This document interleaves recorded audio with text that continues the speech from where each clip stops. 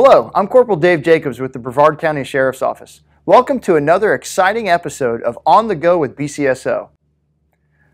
We'd like to thank everyone who participated in the torch run for Special Olympics on April 23rd. We had an amazing time and we're so happy to see so many of your smiling faces join us that day. Many of you were not just along for the run, but stayed for the celebration event afterward at the Space Coast Stadium. Let's check it out.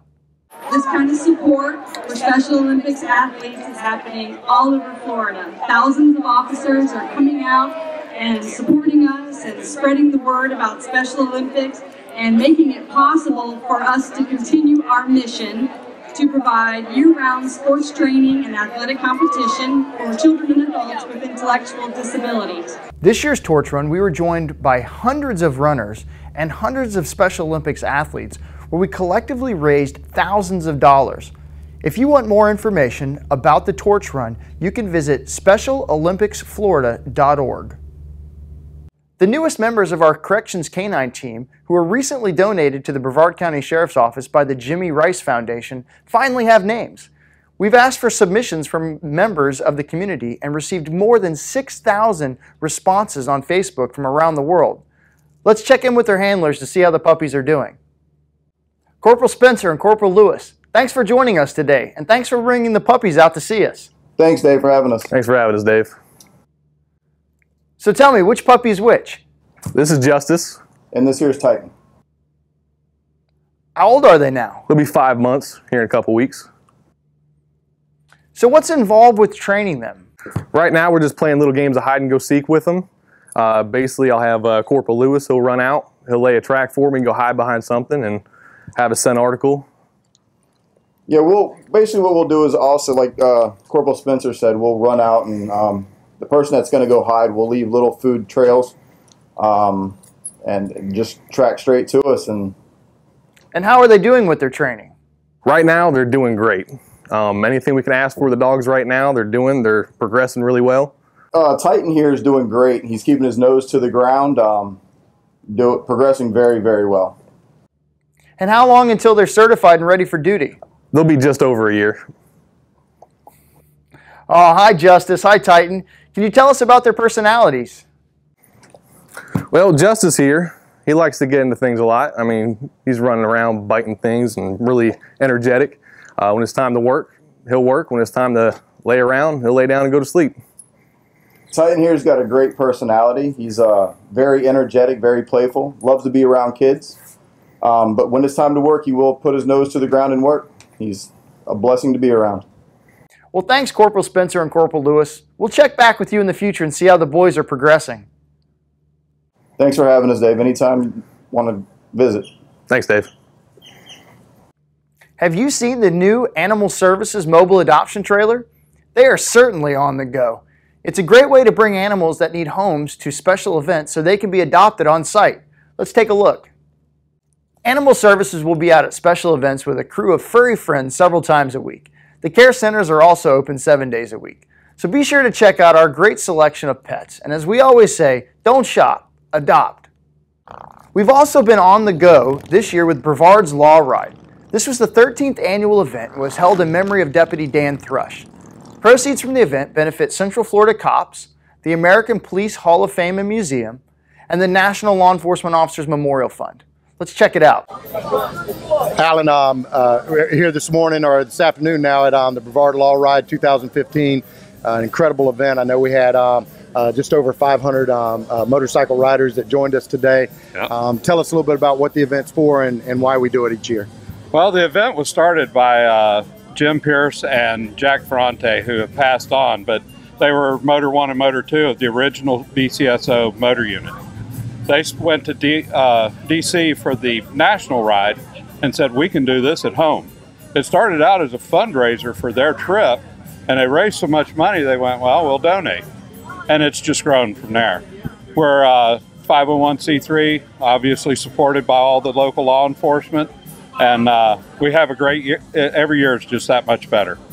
Now, I know the money from the not-for-profit goes to the National Memorial, Law Enforcement Officer Memorial, goes for Central Florida Cops Kids, which is concerns of police survivors. Right. And this all goes for that. Tell me a little bit about your own personal experience. I know every year you put your heart, your soul, your passion into this and truly are the driving force behind it. So tell me a little bit about that. Why you do it? I get a lot of credit for a lot of other people's work. Yeah, me too. Yeah. I have the best volunteers in the world, not just this county, but in the world. They come out here every year and give their time. They don't ask for anything. I have to force some of them to take t-shirts. And they come out here, they do everything. It just comes together so flawlessly because of the talent of the people involved.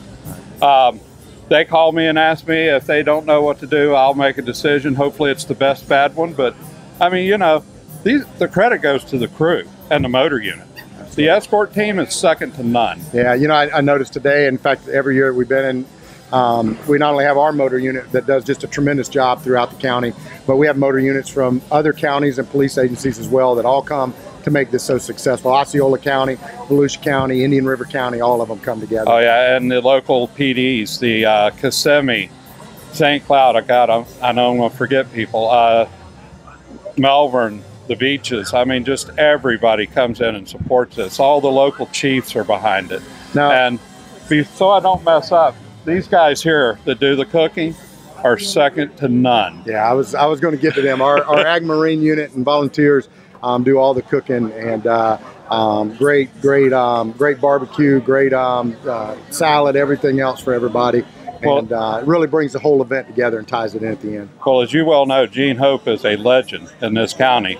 And if somebody's on the fence, I tell them Gene's doing the cooking, they come. They're on their way. They're on their way. Now let me, before we finish up, this year was a special event for us. It was done in, the ride was in memory of Dan Thrush, Motor 3, from our motor unit, who we lost this past year in his battle to cancer. Tell me a little bit about that and what that means to you. Well, when Sheriff Parker started his first term, he said, Alan, we will support this 110%.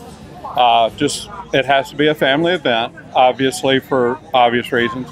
And we made the changes and went from a poker run to an escorted run.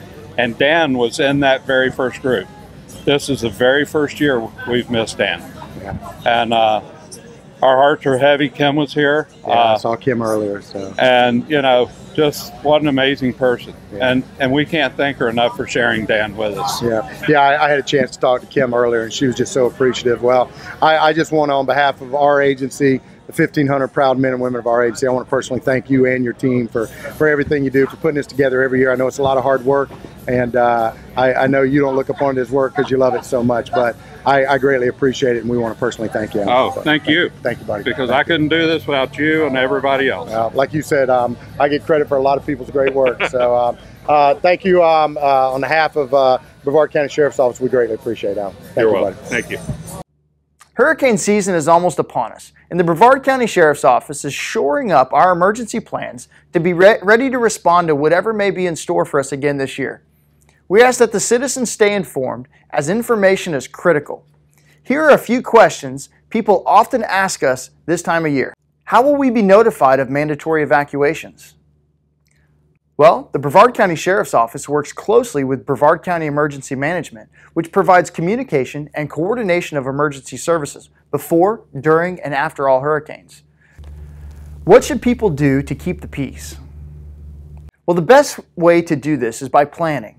Don't wait until the last minute to put your hurricane supplies together and get what you need packed in case you need to evacuate.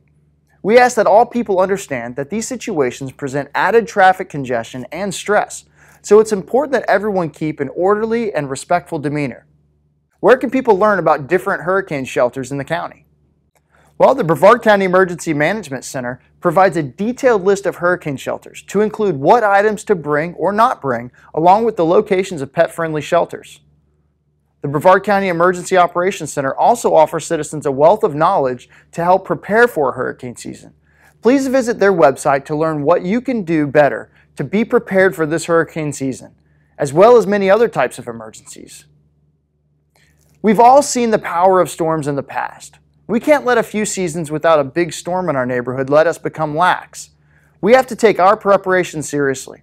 Make sure you have what you need to batten down the hatches and to secure your homes, and don't wait until people are scrambling for the last piece of plywood. Make sure you have your plans in place and that you aren't waiting until an evacuation order is called to decide if you are leaving town or going to a shelter. And remember, just because you are going to a shelter doesn't mean someone is going to take care of you. You need to have your own food, water, bedding, and toiletries. Information is key, so be prepared to pay attention to any advisories and you'll be safe this hurricane season. Well, I hope you've enjoyed this episode. We'd love to hear from you, so if you have any ideas, suggestions, or questions, please send us an email at onthego@bcso.us. Thanks for watching, and we'll see you next time we are On the Go with BCSO.